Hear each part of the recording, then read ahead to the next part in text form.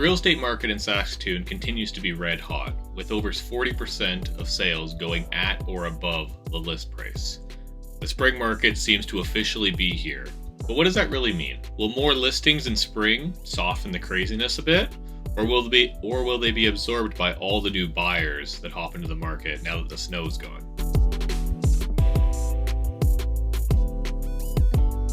My name is Ryan Guenther and I'm a local realtor here with Realty Executives Saskatoon. If you find any of the information in my video helpful and want to connect with me farther, feel free to reach out to me, as I'll leave all my contact information in the description box below, or drop me a comment and I'd love to chat with you there. In this market update video, we'll look at exactly what's happening in the condo, townhouse, and detached house market, what's happening with pricing, what price ranges are seeing the most activity and competition, as well as some of my predictions here now that we're 3 months into the year and the first quarter of 2024 is done. So for the first time ever in Saskatoon's history, the average sale price for 1 month, being this past March, was over $400,000. Just under $403,000 to be exact. That is the first time that's ever happened in Saskatoon.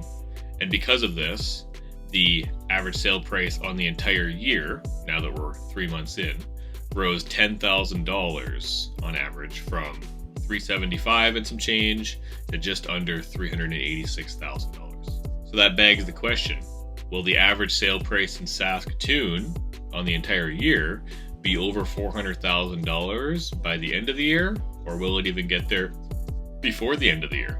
If you've been paying attention to the news at all, you'll probably see that they reported that the sales in March were actually down compared to March of last year.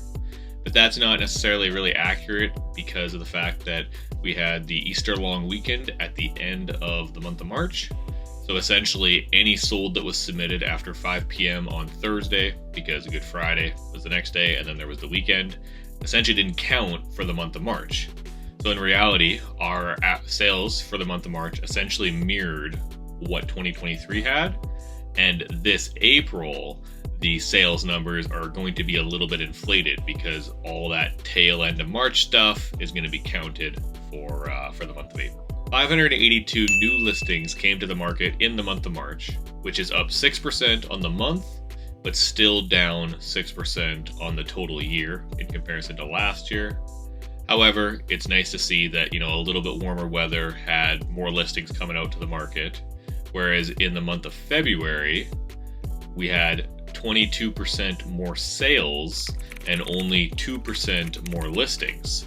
So at a 6% increase in listings and essentially the same sales numbers, it's a little bit more balanced. But when you're actually out there, you wouldn't really know it as a buyer from a competition standpoint, but the numbers do reflect that, a little bit more inventory and not the gross disproportionate amount of new listings to sales like we've seen in February. But even though there was 6% more on the month, the total actives at the start of April was 764, whereas in April of last year at the exact same time, it was 927.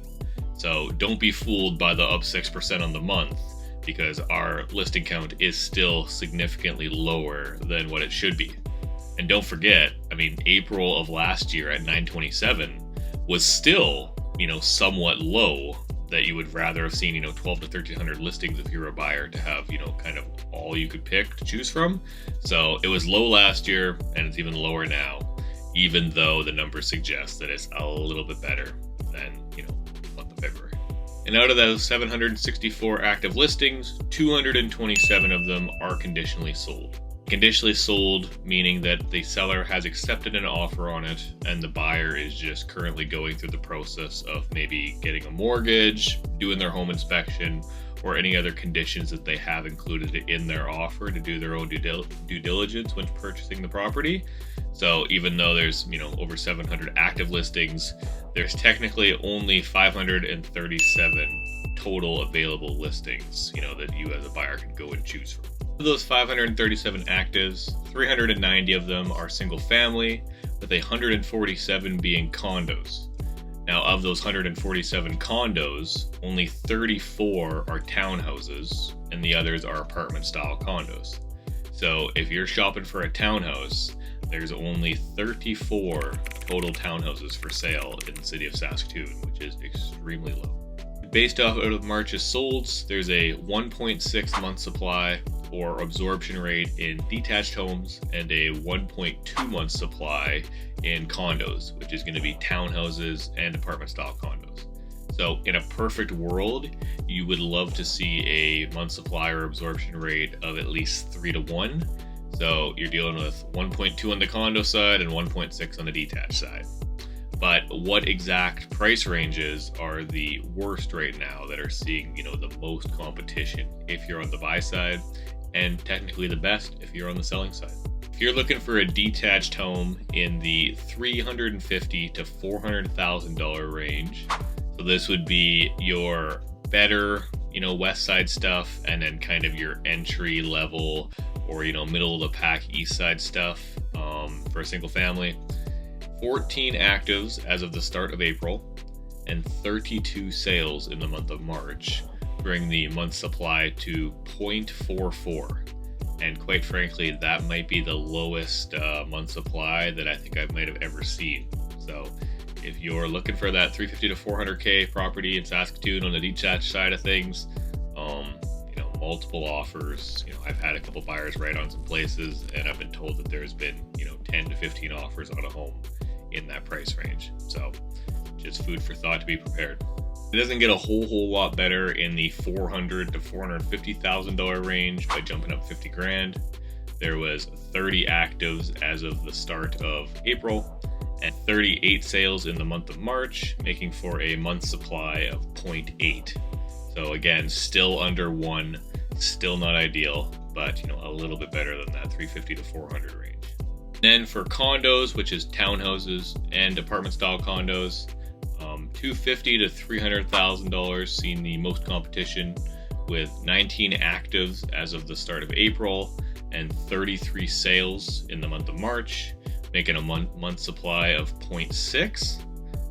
That would be your 2-bed, most time 2-bath, nicer east side condos, and your, stacker townhouses under the $300,000 mark, where a lot of times you're either getting a, top, bottom, and basement without a garage, or some of the stackers that have a garage, either the row in the middle of the parking lot or stacked on top without the basement.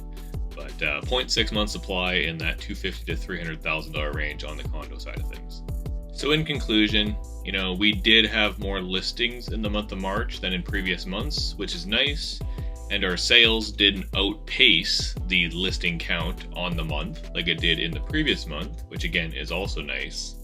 But even though there was even more inventory for people to choose from, the average sale price went up $25,000 from the $375 to over $400 just on the month of March alone, which rose the average on the year by 10 grand, like we talked about earlier. So without sales outpacing, but more inventory to choose from, I have a feeling that, a lot of the buyers that were kind of sitting along in the winter, not really in the market, hopped in. And that's why, even though the sales didn't outpace March of 23, the sales that did happen, went for considerably more than the list price. And also our numbers from that 1/3 ish at or above, like in previous market videos, went all the way up to 40 or a little over 40% of total sales going at or above the list price. At the end of the day, Saskatoon is just too cheap compared to the majority of Canada, with plenty of job opportunity, big city sort of convenience, but at the same time being able to get to and from very quickly. And people are basically ignoring competitions. They want a house, and they realize what it might take to get one in this market, unfortunately. But that about does it. Again, my name's Ryan Guenther, local realtor here with Realty Executives Saskatoon.